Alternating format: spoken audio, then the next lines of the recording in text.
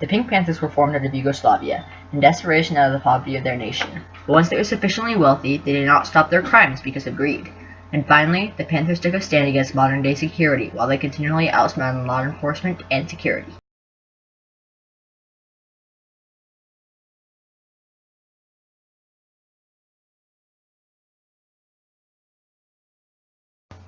Yugoslavia was a communist nation until the Soviet Union's fall in the 1980s, where the ethnic regions began to split. It was a bloody and messy fight full of ethnic cleansing and genocide. The Pink Panthers' origins are traced back to the Serbian army, whose nation was attempting to keep the fractured countries together. Serbia ultimately lost, and Yugoslavia eventually dissolved into 8 countries: Serbia, Croatia, Slovenia, Macedonia, Albania, Montenegro, Kosovo, and Bosnia and Herzegovina. As the 8 countries eventually sorted themselves out of the mess, chaos reigned, and the Serbian army was effectively dissolved and no longer paid. One group of Serbian army was stealing to survive. They planned the heists carefully, and going for high-ended targets, and the Pink Panthers were born. They were also trained in surveillance and infiltration, subjects that together would prove very useful to the Panthers in the future. Some of the more specialized soldiers were trained in quick attacks and guerrilla tactics. This is also key to the Panthers' tactics in robbing, which focuses on lightning-fast attacks and an emphasis on effectiveness. The teachings of brutality and force were also ingrained in them and led them to believe in the philosophy of strongest survives. Yugoslavia was a metaphorical cradle of the Panthers. The Yugoslavian government had unknowingly given the Pink Panthers the skills they would need in the future. The split of Yugoslavia created enough chaos to motivate simple Serbian soldiers to do something drastic to survive. They gave them all the skills they needed: the philosophy of brutality and force, the teachings of surveillance and infiltration, and the education in quick in-and-out attacks, all of the skills needed to form a crime group, and the Pink Panthers would exploit these skills for all they were worth. After the Yugoslavian Civil War, the countries included had been decimated and poverty-stricken. It would be a long and slow journey back to stability. The fledgling countries were thrown into chaos. There was rioting, looting, and murders occurring everywhere. Any form of government that was left ineffective or non-existent. In some cases, the government was actually participating in the criminal activities. Because of the lack of stability, the average citizen ravaged in poverty. Almost no one could obtain goods and supplies legally. In the midst of such bleak circumstances, a group of former Serbian soldiers who were struggling for survival. They banded together and began to plan, to steal. To illustrate the hardships the war placed on the Yugoslavian people, the average citizen lived on less than $2,000 a year.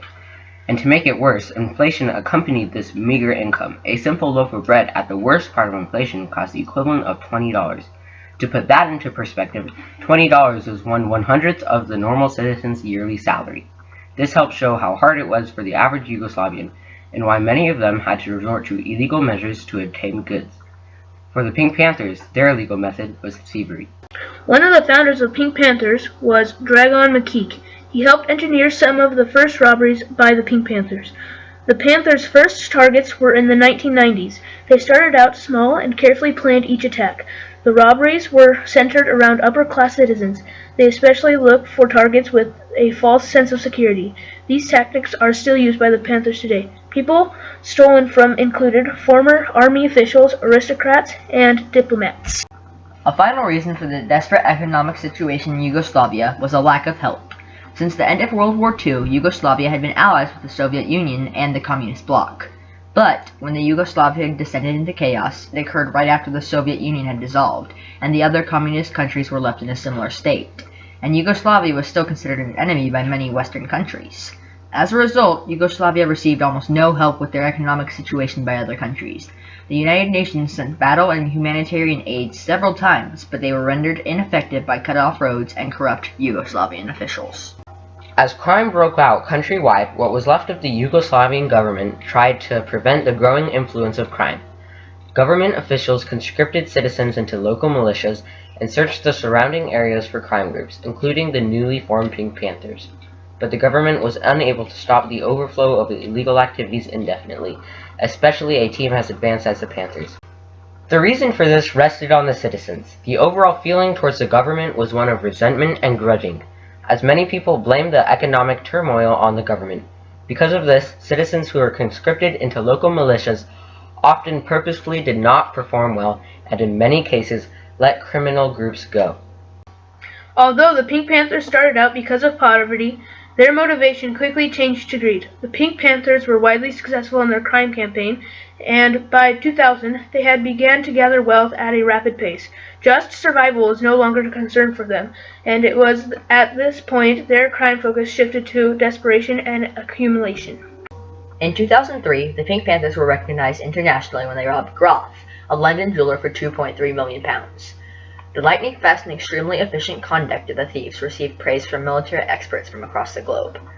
London constables and detectives scoured the surrounding areas for clues about these criminals and were led to a flat on the outskirts of the city. The thieves were nowhere to be found, but several of the jewels were recovered. One of the jewels was hidden in a jar of face cream. When news companies got word of this tactic, they realized this was a scheme used by fictional thieves in the 1983 movie, A Shot in the Dark. The thieves in the movie had a name. It had seemed comical at the time, but it would not remain that way. The name was one that the real-life thieves would now adopt. That name was the Pink Panthers. Soon it was clear that the Panthers no longer needed the money. They had continued their crimes purely out of greed. By 2010, the Panthers had stolen over $500 million. A large amount of that was put back into their dealings, with expenses including hiring sources, staking out targets, plane tickets, temporary living spaces, hideouts, weaponry, robbery equipment, and supplies needed for robberies. The Panthers involved in the heists all received an equal share, a usual job payment amounting up to $300,000. After a successful robbery, the members involved in the job would go into hiding for a few years, then return for a different job. This way, officers were unable to locate any of the suspects. All of this evidence shows that the Pink Panthers were now stealing out of greed. The Pink Panthers emerged from the ruins of Yugoslavia and continued their crimes out of greed. They also began to take a stand against modern-day security, as they continually outsmarted technology and police alike. Their very existence began to be synonymous with outsmarting security. Their planning was down to the minute, and each action was meticulous and careful. One of the Panthers' more famous heists was located in Dubai, United Arab Emirates, otherwise known as the UAE. Their target, a large jewelry store located in a high-class mall. The Panthers carefully plotted for months, and finally their plan was ready. The result of their plan was sheer brilliance. In the middle of the night, a compact car slammed into the glass wall of the mall. 3 hooded men emerged from the car. They proceeded to speedily grab all valuables within sight, then quickly got back in and drove in reverse out of the wreckage of the wall. The efficiency of this steal shocked officials, who were never able to recover the stolen goods. Another example of a successful Pink Panthers heist was in Malaysia. A wealthy visiting tourist was staying in a local hotel in Kuala Lumpur. The Panthers again used their usual techniques, a meticulously planned attack with no violence and entirely based on speed and effectiveness. The Panthers approached the hotel on bicycles and casually walked up to the correct room. They knew the correct room by staking out their mark for weeks on end, more evidence of their dedication. After entering the marked room with a stolen key, the Panthers tied up the target and proceeded to take the most important items from the room, including jewelry, money, and expensive clothes. They then placed the stolen articles in backpacks they had brung, and then, like normal tourists, they strolled out of the hotel and pedaled away. These examples help illustrate the ingenuity of each Panther plan. Although officials have studied, theorized, and discovered the techniques of the infamous Pink Panthers, they have yet to be able to accurately prevent these heists. For this reason, the Panthers have taken a stand against modern-day security as they continually outsmart authorities.